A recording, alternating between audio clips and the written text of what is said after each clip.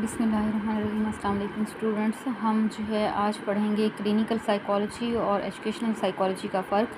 Clinical psychology क्या होती है, पहले हम इसकी डेफिनेशन पढ़ लेते हैं। The branch of psychology concern with the diagnosis, assessment and treatment of mental illness, यानी साइकोलॉजी की ऐसी ब्रांच जो तशख़ीस करती है या जायज़ा लेती है जो मेंटल हेल्थ इश्यूज़ या डिसऑर्डर्स होते हैं उनके बारे में स्टडी करती है, उनका जायज़ा लेती है, उनकी तशख़ीस करती है। एंड एमिंग टू रिलीव, और उसका एम ये होता है कि उसको सुकून मुहैया किया जाए जो बेसुकूनी हमें साइकोलॉजिकल फैक्टर्स की वजह से फेस करनी पड़ती है।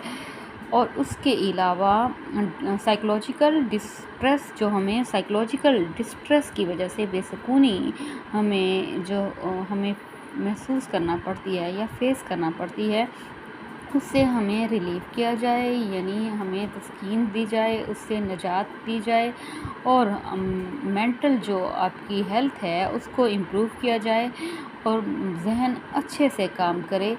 इसके बारे में जो हम जहन की डिसऑर्डर्स और उनकी बीमारियों के बारे में हम स्टडी करते हैं, वो स्टडी करते हैं क्लिनिकल साइकोलॉजी में।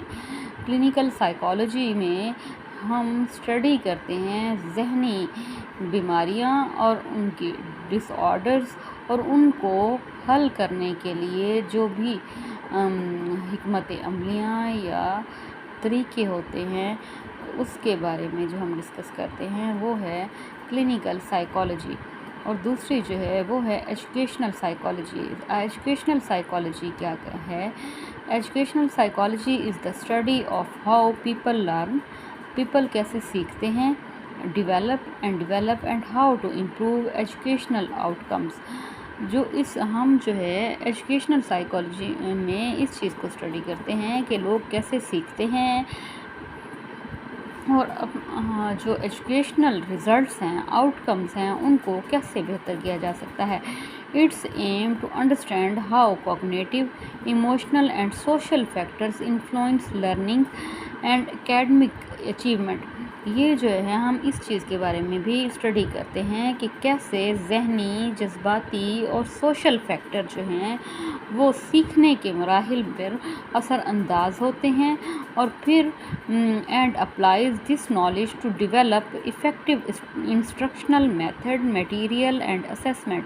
और फिर हम जब इस चीज़ का मुताला कर लेते हैं कि कैसे जहनी, जज्बाती और माशरती पहलू जो होते हैं, माशरती असरात जो होते हैं वो सीखने के अमल को मुतासिर करते हैं, जब हम इस चीज़ को स्टडी कर लेते हैं तो फिर इसी से हम कोशिश करते हैं कि हम ऐसी तदरीसी स्ट्रेटजीज़ बनाएं, हिकमत अमलियाँ बनाएं जिनसे हमारे जो स्टडी के या एजुकेशनल रिज़ल्ट्स हैं, आउटकम्स हैं, वो अच्छे से हमें मिल सकें।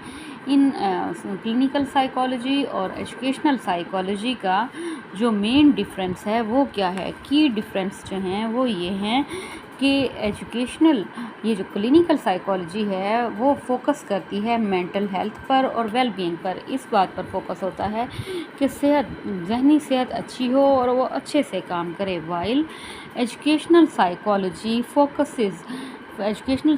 है जो है उसका फोकस होता है कि कोई भी स्टूडेंट जो है वो अच्छे से सीखे और वो अच्छी तरह अचीवमेंट करे, बेहतरीन और शानदार कारकर्दगी का मुज़ाहरा करे अपने तालीमी मराहिल में, ठीक है। और दूसरा जो है क्लिनिकल साइकोलॉजी जो है वो इन्वॉल्व करती है वर्किंग विद इंडिविजुअल्स और ग्रुप्स विद मेंटल हेल्थ।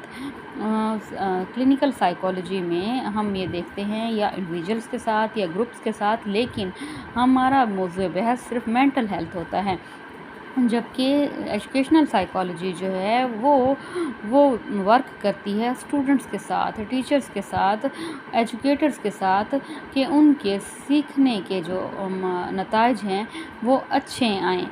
اس کے علاوہ کلینیکل سائیکالوجی جو ہے وہ اس میں اکثر تھیراپی ہوتی ہے، کونسلنگ ہوتی ہے، اور ایجوکیشنل سائیکالوجی جو ہے اس میں ایسی اسٹریٹجیز بنائی جاتی ہیں جس سے سیکھنے کے جو مسائل ہیں، سیکھنے کے جو مراحل ہیں ان میں آسانی پیدا ہو، سیکھنے کے جو عمل ہے اس کے رزلٹس اچھے آئیں۔